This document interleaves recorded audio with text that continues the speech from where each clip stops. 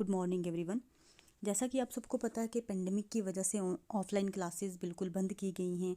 चाहे वो स्कूल्स हों, चाहे कोचिंग सेंटर्स हों, सारी जगह ऑफलाइन क्लासेस बंद हैं। तो इसलिए हमने ऑनलाइन कोर्स स्टार्ट किया है। तो मैं रोज़िया मुगल आपको क्लास 12th ज़ूलॉजी का ऑनलाइन कोर्स सारा करवाऊँगी। ज़ूलॉजी का ऑनलाइन कोर्स स्टार्ट करने से पहले आपको एक ओवरव्यू सिलेबस का बता देती हूँ। ठीक है, तो ये रहा हमारा 12th का सिलेबस, जिसमें अप्रॉक्सीमेटली हमारे पास 4 यूनिट्स हैं।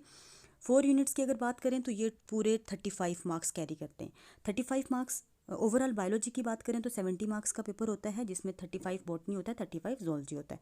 हमारा 35 मार्क्स का है ज़ूलॉजी, जिसमें यूनिट फर्स्ट है रिप्रोडक्शन, जो 11 मार्क्स का है। ठीक है, यूनिट सेकंड है जेनेटिक्स एंड इवोल्यूशन, जो हमारे पास 12 मार्क्स का है। यूनिट थर्ड है बायोलॉजी एंड ह्यूमन वेलफेयर, जो हमारे पास 7 मार्क्स का है। यूनिट फोर्थ है बायोटेक्नोलॉजी एंड इट्स एप्लीकेशन, जो हमारे पास 5 मार्क्स का है। इस तरह से ये 4 यूनिट्स हमारे पास रहेंगे 35 मार्क्स के। अब सबसे पहले हमने स्टार्ट करना है यूनिट फर्स्ट रिप्रोडक्शन, जो हमारे पास कितने मार्क्स का है, 5 मार्क्स का है। अब इसकी मैं एक ओवरऑल आपको सीक्वेंस बता देती हूँ। जो ये 11 मार्क्स का है यूनिट फर्स्ट, इसमें से हमारे पास फाइनल में 5 मार्क्स का क्वेश्चन होता है, देन 3 मार्क्स का होता है, देन 2 मार्क्स का होता है, देन 1 मार्क का होता है। इस सीक्वेंस में मोस्ट प्रोबेबली आपको एग्जाम में क्वेश्चन आते हैं। कभी कभार थोड़ी सीक्वेंस चेंज हो जाती है, 3 की जगह 2 के हो जाते हैं, बट 5 मार्क्स का डेफिनेटली इस यूनिट में से आपको क्वेश्चन आना ही आना है। अच्छा, यूनिट फर्स्ट की मार्क्स डिस्ट्रीब्यूशन के बाद अब में हम स्टार्ट करते हैं यूनिट फर्स्ट, जिसका नाम रिप्रोडक्शन है। अब जो ये टर्म है रिप्रोडक्शन, इसके अगर डेरिवेशन की बात करें, री का मतलब होता है अगेन, प्रोडक्शन का मतलब होता है टू प्रोड्यूस। ठीक है, री का अगेन, प्रोडक्शन का मतलब टू प्रोड्यूस। ये एक ऐसा प्रोसेस है जिसमें लिविंग ऑर्गेनिज्म, कौन, सिर्फ और सिर्फ लिविंग ऑर्गेनिज्म अपने यंग वंस को प्रोड्यूस करते हैं। ठीक है, यंग वंस को हम डॉटर सेल्स भी बोलते हैं, यंग वंस को हम ऑफस्प्रिंग्स भी बोलते हैं। तो लिविंग ऑर्गेनिजम्स की ऐसी एबिलिटी कि वो यंग वंस को प्रोड्यूस करें, इस एबिलिटी को हम क्या बोलते हैं, रिप्रोडक्शन। अब जो मैंने ये टर्म लिखी है अगेन एंड टू प्रोड्यूस, इस चीज को जस्टिफाई करते हैं। देखो मैं क्या होता है, जो यंग वंस होते हैं, जो लिविंग ऑर्गेनिजम्स ने अपने बच्चे या अपने यंग वंस प्रोड्यूस किए, वो क्या करेंगे, ग्रोथ शो करेंगे। ग्रोथ का मतलब अपना साइज बॉडी का पूरा इंक्रीज करेंगे। उसके बाद उनमें मेच्योरिटी अटेन होगी। मेच्योरिटी का मतलब उनमें सेक्स ऑर्गन्स प्रॉपरली डेवलप हो जाएंगे, और मेच्योरिटी के बाद दोबारा से रिप्रोडक्शन शो करेंगे। जो पेरेंट्स ने प्रोसेस शो किया, अब दोबारा से वही डॉटर सेल्स शो कर रहे हैं। तो इसका मतलब ये हुआ, जो भी लिविंग ऑर्गेनिज्म एग्जिस्ट करता है वो प्रोसेस ऑफ रिप्रोडक्शन शो करता है। अब जो ये रिप्रोडक्शन का प्रोसेस है, ये हमारे पास फंडामेंटल और बेसिक प्रोसेस रहता है किसी भी लाइफ को कंटिन्यू करने के लिए। ठीक है, तो ये हमारे पास रिप्रोडक्शन की टर्म की बात आ गई। उसके बाद हमारे पास आता है कि नीड ऑफ रिप्रोडक्शन, हमें रिप्रोडक्शन की क्यों ज़रूरत पड़ी, ऐसा क्या है जिसकी वजह से रिप्रोडक्शन ज़रूरी है। ठीक है, तो मैंने यहाँ लिखा है कि कंटिन्यूटी ऑफ लाइफ। इस चीज़ को पहले मैं बताती हूँ। देखो, कोई भी इंडिविजुअल, कोई भी लिविंग ऑर्गेनिज्म, चाहे वो प्लांट है, चाहे वो एनिमल है, चाहे वो माइक्रो ऑर्गेनिज्म है, इन सब लिविंग ऑर्गेनिज्म का एक पर्टिकुलर लाइफ स्पेन होता है। लाइफ स्पेन का मतलब उनका लाइफ स्पेन क्या होता है, टाइम पीरियड जो बर्थ से डेथ तक लिया जाता है। ठीक है, बर्थ टू डेथ जो टाइम पीरियड होता है, उसको हम क्या बोलते हैं, लाइफ स्पेन। तो हर एक इंडिविजुअल का एक पर्टिकुलर लाइफ स्पेन होता है। उस लाइफ स्पेन के बाद उनकी डेथ हो जाती है। तो अगर ये रिप्रोडक्शन ना हो, ये रिप्रोडक्शन का प्रोसेस एग्जिस्ट ही ना करता हो, तो जो इंडिविजुअल एक बार एग्जिस्ट करें वो वहीं पे एक्सटिंक्ट कर जाएं। ठीक है, तो कंटिन्यूटी ऑफ लाइफ के लिए प्रोसेस ऑफ रिप्रोडक्शन बहुत ज़रूरी है। उसके बाद जो पॉपुलेशन इंक्रीज हो रही है, वो किसकी वजह से, रिप्रोडक्शन की वजह से। हमारी जो जनरेशन्स कैरी ऑन हो रही हैं, वो भी रिप्रोडक्शन की ही वजह से हो रही हैं। ठीक है, तो ये हमारे पास रहती है इसकी नीड, रिप्रोडक्शन की हमें क्या ज़रूरत रहती है। उसके बाद हमारे पास आती हैं रिप्रोडक्शन की फर्दर टाइप्स। ठीक है, तो हमारे पास जो रिप्रोडक्शन है, इसकी 2 मेन टाइप्स रहती हैं। एक हमारे पास होती है एसेक्सुअल रिप्रोडक्शन, दूसरी हमारे पास आती है सेक्सुअल रिप्रोडक्शन। एसेक्सुअल रिप्रोडक्शन को हम यूनिपेरेंटल रिप्रोडक्शन बोलते हैं, सेक्सुअल रिप्रोडक्शन को हम बाइपेरेंटल बोलते हैं। Asexual mostly lower organisms show करते हैं, उसी तरह सेक्सुअल जो है हायर ऑर्गेनिजम्स शो करते हैं। लोअर ऑर्गेनिजम्स की बात करें, इनमें लोअर ऑर्गेनिजम्स जो स्टार्टिंग वाले यूनिसेलुलर या फिर मल्टी सेलुलर, जिनमें सेक्स ऑर्गन्स प्रॉपरली डेवलप नहीं हुए। ठीक है, तो वो उनमें फिर पेरेंट का कुछ रहता ही नहीं, मतलब वो ना तो मेल को हम कंसिडर करते हैं ना फीमेल। ठीक है, तो ऐसे ऑर्गेनिज्म, लोअर ऑर्गेनिज्म मोस्टली जो हैं वो क्या करते हैं, एसेक्सुअल रिप्रोडक्शन शो करते हैं। डिफरेंटली, अलग अलग प्रोसेस हैं, किसी एक इंडिविजुअल में अलग है, दूसरे में अलग है, अलग अलग प्रोसेसेस से ये एसेक्सुअल रिप्रोडक्शन शो करते हैं। इसकी फर्दर टाइप्स में अलग से बताऊंगी, उसके अकॉर्डिंगली हमें पता चलेगा कि कौन से इंडिविजुअल कौन सी टाइप शो करते हैं। अच्छा, रिप्रोडक्शन की इंट्रोडक्शन के बाद अब हम आते हैं एसेक्सुअल रिप्रोडक्शन की फर्दर टाइप्स पे। ठीक है, तो एसेक्सुअल रिप्रोडक्शन के हमारे पास मेन 5 टाइप्स हैं जो आपके सिलेबस में मेंशन की हुई है। सबसे पहली है हमारे पास फिशन, देन है हमारे पास बडिंग, देन उसके बाद है फ्रेगमेंटेशन, उसके बाद है स्पोर फॉर्मेशन, और लास्ट है हमारे पास रीजनरेशन। ठीक है, ये हमारे पास 5th कौन सी है, रीजनरेशन। अब सबसे पहले हम बात करते हैं किस पे, फिशन पे। फिशन जो होती है ये ऐसी डिवीजन होती है जिसमें पेरेंट बॉडी या तो 2 डॉटर सेल्स बनाएगी या 2 से ज्यादा डॉटर सेल्स बनाएगी। अब उस बेसिस पे फिशन जो है 2 टाइप्स में डिवाइड होती है, हमारे पास सिंपल बाइनरी फिशन या फिर मल्टीपल फिशन। ठीक है, 2 टाइप्स होती हैं। बाइनरी फिशन की फर्दर टाइप्स हैं, बाइनरी फिशन को हमने अलग से कंप्लीट एक्सप्लेन करना है। बाइनरी फिशन की हमारे पास 3 टाइप्स हैं, वो है हमारे पास simple binary fission, longitudinal binary fission और ट्रांसवर्स बाइनरी फिशन। ठीक है, उसके बाद बडिंग की फर्दर 2 टाइप्स हैं, एक्सोजिनस या जिसको हम एक्सटर्नल बडिंग बोलते हैं, एंडोजिनस या फिर जिसको हम इंटरनल बडिंग बोलते हैं। ठीक है, फ्रेगमेंटेशन की कोई टाइप नहीं है हमारे पास, स्पोर फॉर्मेशन की हमारे पास कोई टाइप नहीं है। उसके बाद हमारे पास जो रीजनरेशन होती है इसकी मेन 2 टाइप्स होती हैं, एक ट्रू, दूसरी होती है कंपनसेटरी। अब इन सारी टाइप्स को हम अलग अलग एक्सप्लेन करेंगे, सारी टाइप्स को अलग अलग से ही एक्सप्लेन करना है हमने। अच्छा, जब मैंने आपको ग्राफिकल रिप्रेजेंटेशन पूरी बता दी थी एसेक्सुअल रिप्रोडक्शन की, जिसमें मैंने अलग अलग टाइप्स कराई थी, अब हम पर्टिकुलरली बात करते हैं बाइनरी फिशन की। जो बाइनरी फिशन है, जो बाई है, बाई का मतलब होता है 2। ठीक है, तो ये एक ऐसी डिवीजन होती है जिसमें एनिमल की बॉडी किसी भी एक्सिस से डिवाइड करके 2 डॉटर सेल्स, सिर्फ और सिर्फ 2 डॉटर सेल्स बनाएगी, उसको हम बोलते हैं बाइनरी फिशन।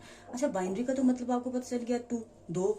फिशन जो पर्टिकुलरली वर्ड है ये एक लेटिन वर्ड से डिराइव हुआ है, फिसस।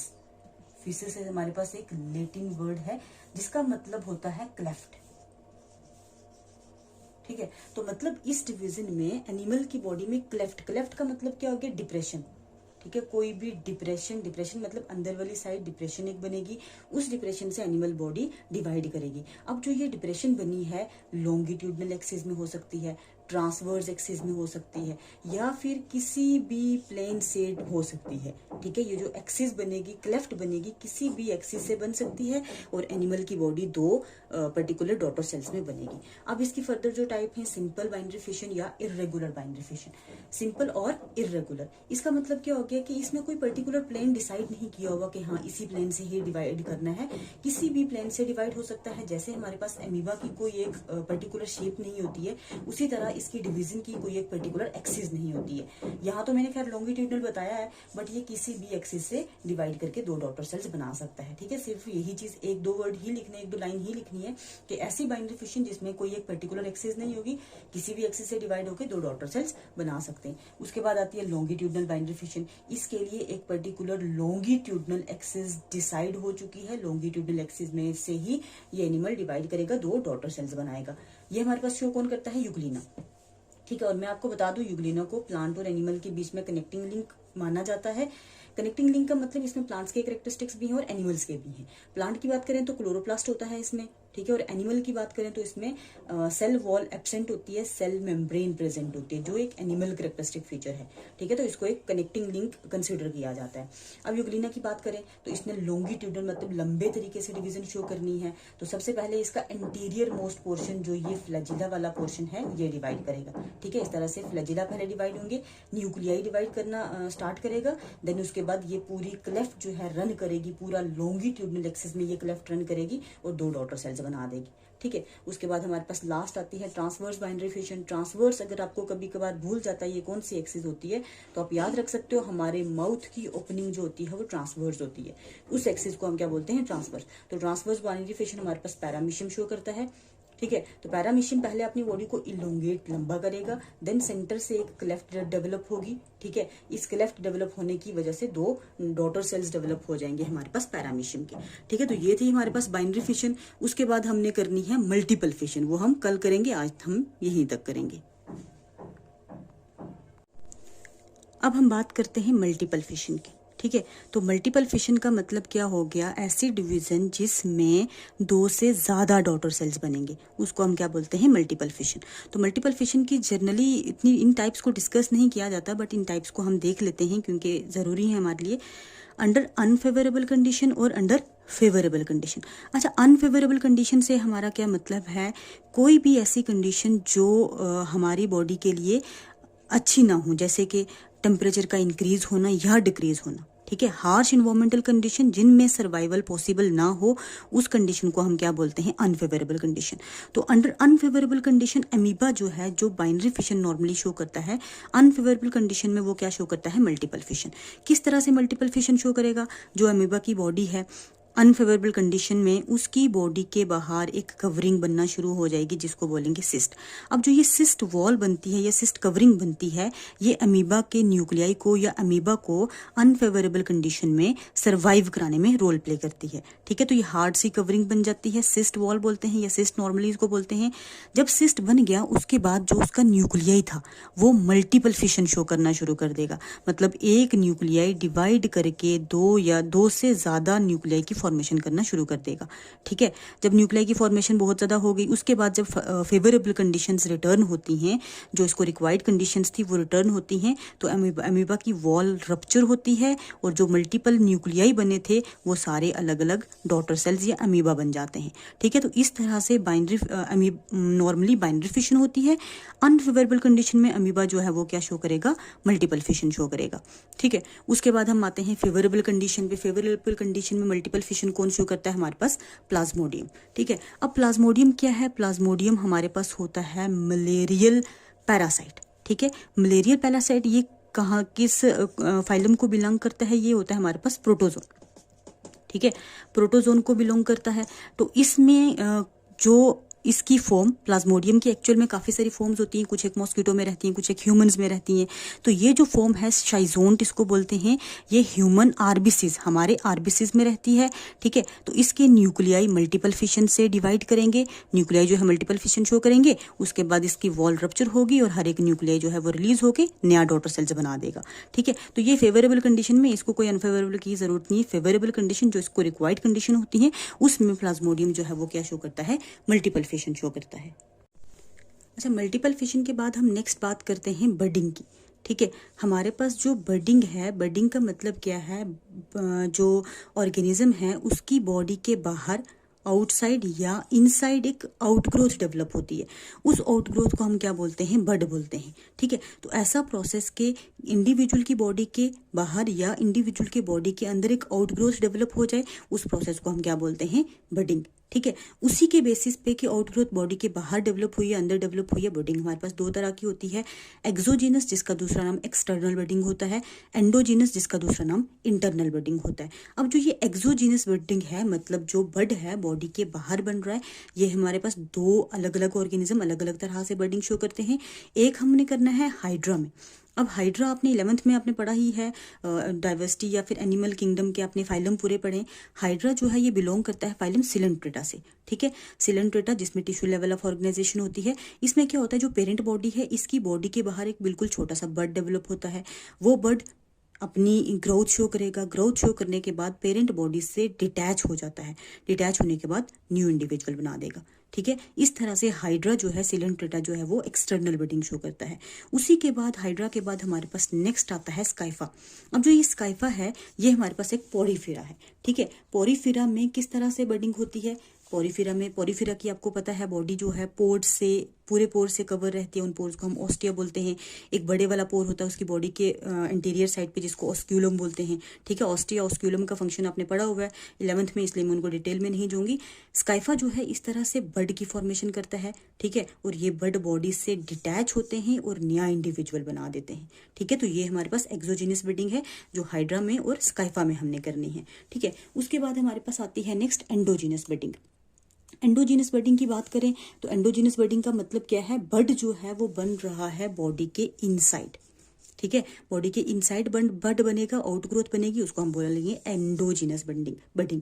ठीक है, ये हमारे पास पर्टिकुलरली कौन शो करता है, स्पोंजिला। अब स्पोंजिला क्या है, ये एक हमारे पास फ्रेश वाटर स्पोंज है।